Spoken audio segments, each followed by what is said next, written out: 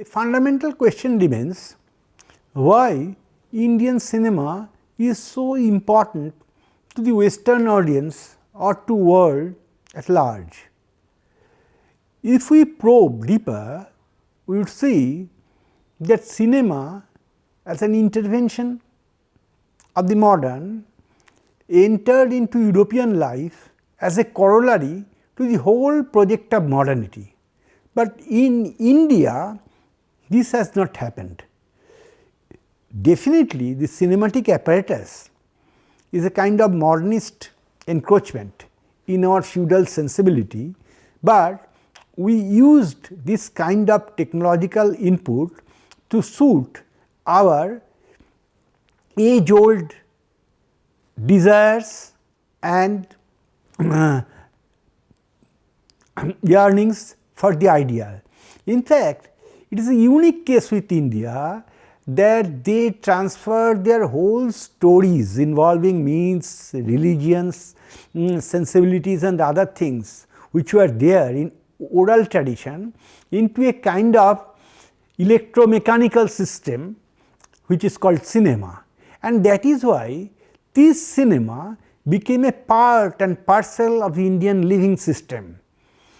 We were educated through English influenced education system, that at core of heart we remained Indian, and the Indian way of living was inscribed on the celluloid, and to the Europeans it appeared as a kind of other. This otherness involved the interior of civilization, a kind of pre-modern was transferred to the modern sensibility, which is not there, can be seen here. Such type of axiom began to operate in the Western mind. What they see is not a kind of modern relationship or a kind of thing which began right after the age of reason in 18th century. In Indian cinema, they see a kind of primitive and medieval values, a continuation of the temporality that existed much earlier. The pomps, the plain splendor, the costumes and everything appears like a kind of Arabian tales. This is Orient, a distant Orient, a kind of adventure into the unknown, and that is why the Indian cinema, with all its familial connotations, all its exotic locations, its dances, its songs and the way people love each other appeared to be a kind of oriental exotica, and that is why Indian cinema have become extremely popular. Popular in the sense that though Indian cinema in the 21st century offers a kind of unique and modern development, the way modernity has developed in China, in Japan and in Iran, India also saw its development and the people look at it, but India could couple a pre-modern with the post-modern. That is its uniqueness, and that is why Indian cinema offers a kind of riddle and an element of popularity among the Western audience. In our discussion, we often say that film is an autonomous medium, an independent medium, but there are certain reasons to believe that in India we really do not believe in that. While giving an address at the Pune Film Institute, Satyajit said once that literature is made of words, film is made to narrate with images, not ideas. But it is a peculiar thing in India that people usually, while appreciating a film, traces its origin to literature. It began to happen from early years, right from the days of mythical tales, because These tales were also derived from the Ramayana and the Mahabharata, our two great epics.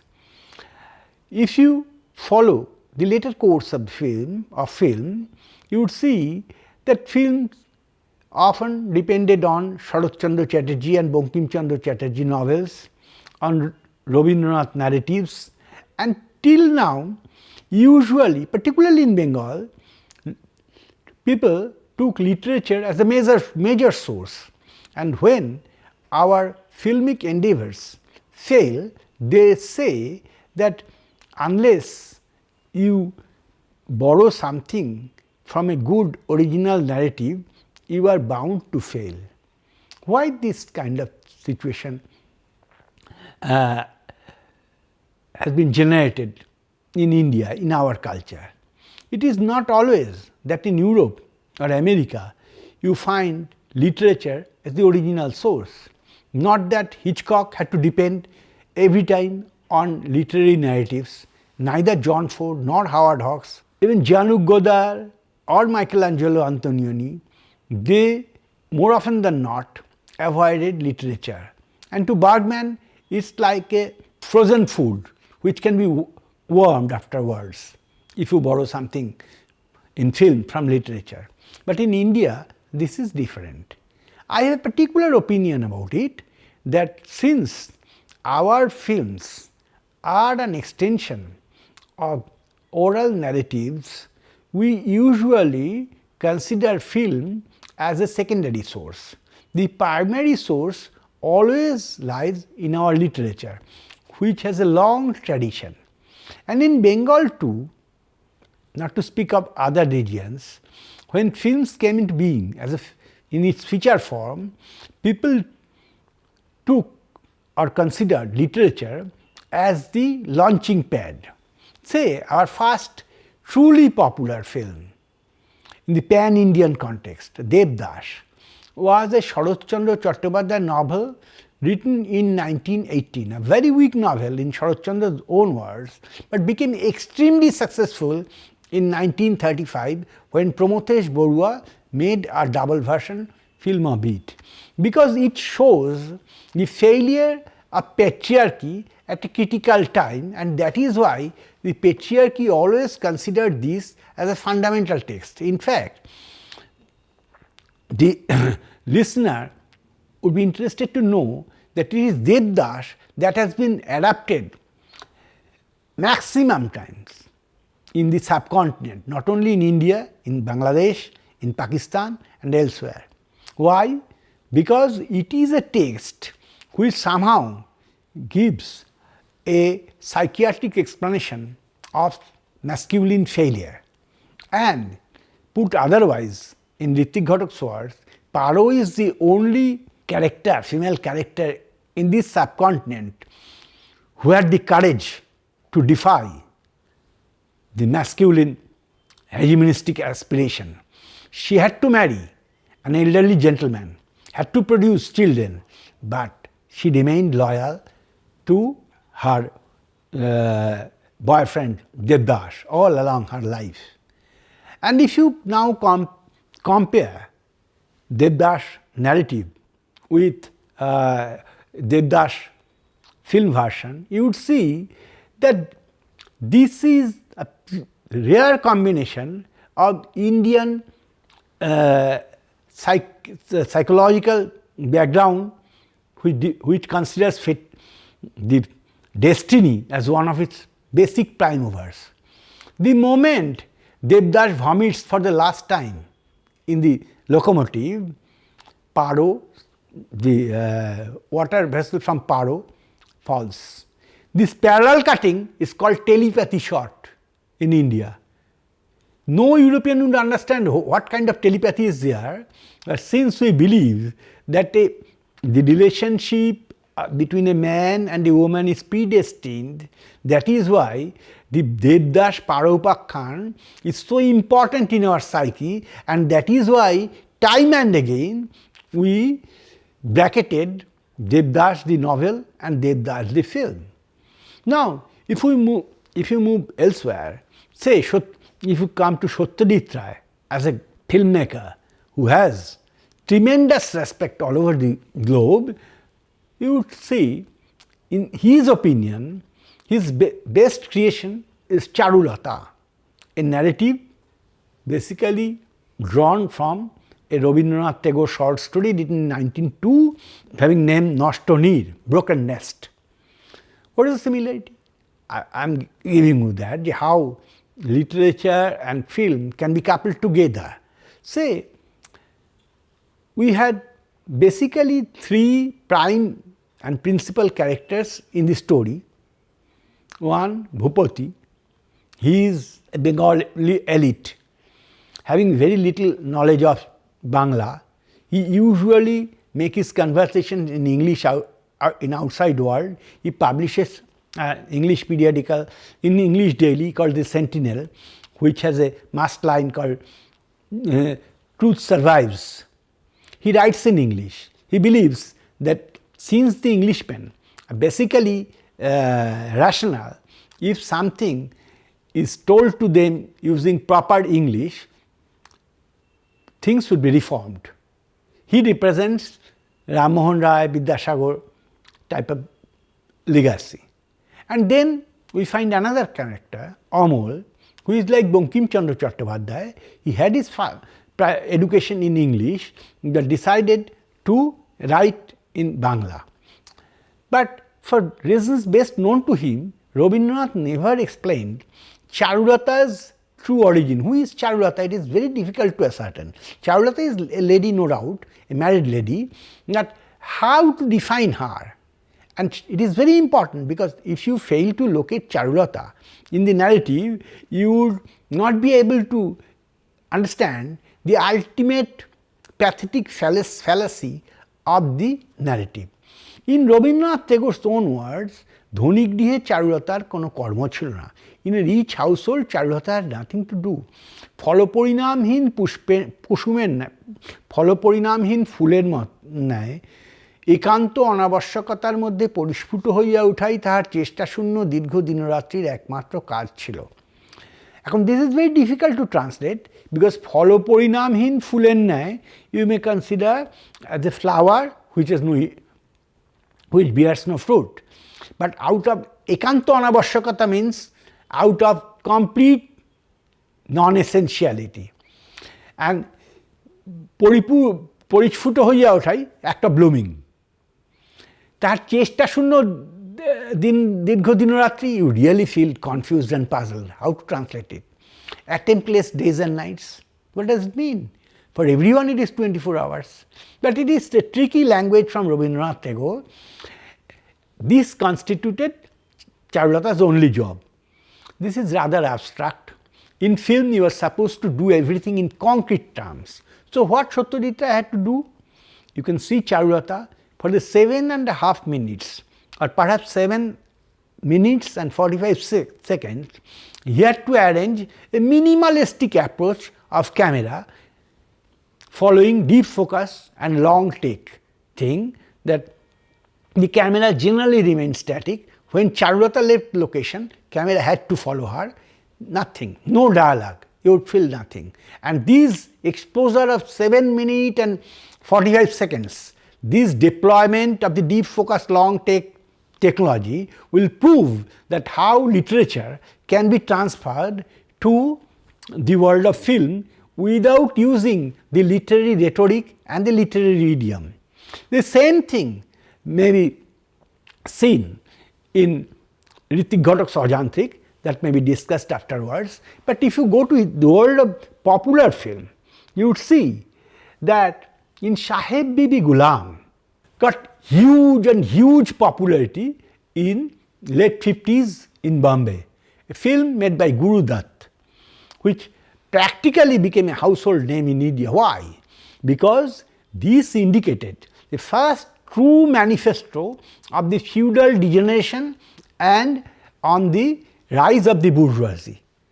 This novel first made it explicitly clear why and how the feudalist system collapsed and how the bourgeoisie, despite its weakness, rose to the throne.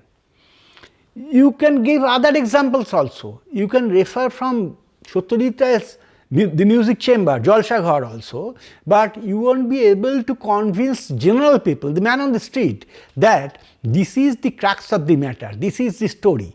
But Guru Datta in Hindi could make you feel what is the nuance. And the same thing goes for Raj Kapoor when he made Tisri Kasam out of a Phonishannath Renu novel called Maila Achal. They are the same thing. The feudalism is giving path to a rising movement, and a new India is emerging because of Gandhian march to freedom and socialist concept. It was made amply clear by this familiar melodrama called Maila Achal, The Dirty Cloth, and Basu Bhattacharya made Tisri Kasam, Raj Kapoor as the protagonist. If you go to Kerala, you would find Adura Gopala Krishnan, who is a great follower of Satyajit Ray, who said that unless one sees Pather Pachali, one is not competent to make a film on the Indian soil. He borrowed liberally from Malayali literary tradition and made the images equivalent, objective equivalent of words. In India, it's a notable thing. Practically, it's India's contribution to the world that how literature could be transferred to film. If we consider film studies proper, definitely we would find such essays like Dickens, Griffith and the Film Today, written by Sergei Eisenstein, where Sergei Eisenstein quoted long passages from Griffith to prove that his sentences contains optical quality which can be easily transferred towards making film scripts. Still, European films, not only Sergei Eisenstein's Russian ones, that if you go to French film, particularly if you consider Mascula Femina, Godard bought 2 Maupassant stories but never used it, only the name. In fact, Maupassant copyright owners wrote to him that you are at liberty not to use Maupassant's name, because there is nothing Maupassant like in the feature film. It is possible in France, it is possible in Germany, but it is tremendously impossible in India, where people usually take recourse to literature in order to make conversations meaningful and palpable. So, in Indian film, you often see the scripts are written by important literateurs. In Bombay, you find Sharadindu Bandyopadhyay and Nabendu Ghosh, both Bengalis. They wrote in a huge way for Hindi films. Say, The Bigha Jamin was taken from Rabindranath Tagore's poem, Bimal Ray's Madhumati. The story was written by Ritik Ghatak. This is a strange affair, and every time Sharat Chandra entered Bombay, he became hugely successful, the last example being Parinita. In Bengal, it always happens. When people criticize a film for not attaining the mark, they usually say that the director could take the help of a literature. Unless literary values are established, no film can be successful. The same thing happens for Oriya film and others. Only Tamil films are exception where no literary equivalents can be found. That is why we would like to say that in India, this word image liaison is a kind of thing specifically important to analyze Indian situation. In India, literature is given another kind of dignity, which is a source, the Gangatri of all movements, and film is no exception. In fact, if this word image liaison is given more emphasis, you would find that Indian cinema has a peculiar thing to offer to world cinema, that our cinema places excessive importance on dialogues. It is the dialogues that are usually heard more than the pictorials. Look at 1940 Pukar, look at Sholay, look at other things. Since the dialogues are written by literateurs, they have entered our memory, and there are many people who can utter film dialogues from memory. Since these dialogues are rhymed and written in tune with the literary grammar, and since literatures have been deployed to write them, people could memorize them. This is a kind of importance which is really, if not unthinkable, absent in other cinemas of the world. Right from the beginning, Indian cinema is following this tradition of literature. If you consider our appreciation level, you will see that even in literature like Buddhadev Basu appreciates Charlie Chaplin's Monsieur Verdoux only on the ground that it is Charlie Chaplin who, like a novelist, can inscribe people's feelings. This like a novelist, I would like to put it within quotation, that it is a parameter of appreciation that Charlie Chaplin resembles literariness. This literariness is so important to the Indians that they, when in Mughal Azam, Prithviraj Kapoor offers a dialogue and it is contested by Dilip Kumar, Salim, they listen to the dialogues by closing their eyes because they are more interested in dialogues than the pictorials. This peculiar situation exists in India. Even in Pukar, the same thing happened. In Udayapathe, people often refer to the dialogues rather than the pictures. Perhaps this tendency has been generated from our oral tradition. We are accustomed to listening to the reading of the Mahabharata and the Ramayana. Sant Tulsidasa's Ramcharitmanas is the most popular object of culture in this subcontinent, and that is why in cinema we usually like to have an extension of the literary narrative. What do people expect? When they expect a film to unfold, they usually look at the chap division strictly in line with the original literary narrative. They do not like and do not feel interested to get into the bottom of the montage structure. They usually expect that literature should be a kind of manual for the film, which is not always the case. Even Satyajit Ray felt a lack while making Ghare Baire, Inside and Outside, in the 1980s for the lack of details in literature.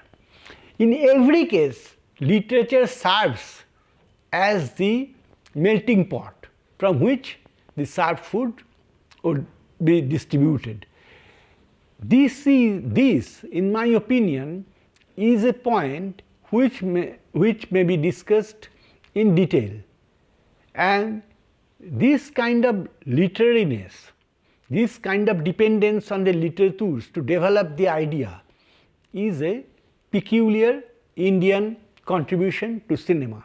If you look at the classic Hindi films, say Mughal Azam, what it is a kind of historical briefing on the transfer of power from Akbar to Jahangir, spoken using a local narrative of Salim Anarkali love tale. But this is basically something literary. If you look at the romantic moments between Madhubala and Dilip Kumar, you would feel this is a kind of poetics, and the dialogues are so carefully written that they resemble the literary language more rather than the spoken language.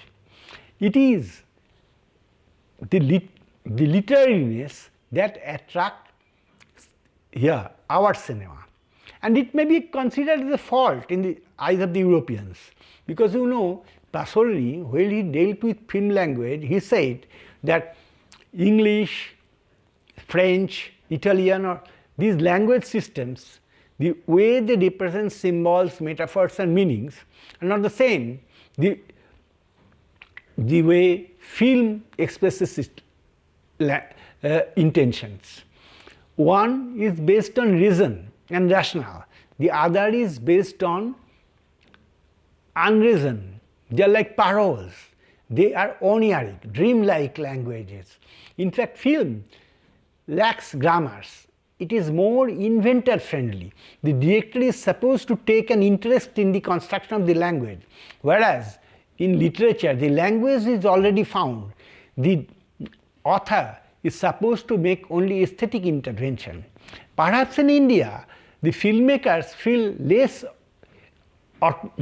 likes to have less autonomy, so they depend on a found material which is called literature, and they translate it in the image formation, and this is a serious drawback for our this has created a serious drawback for our filmmakers also, because in order to translate a literary language into filmic language, they have forgotten that the sign system in both the forms are different.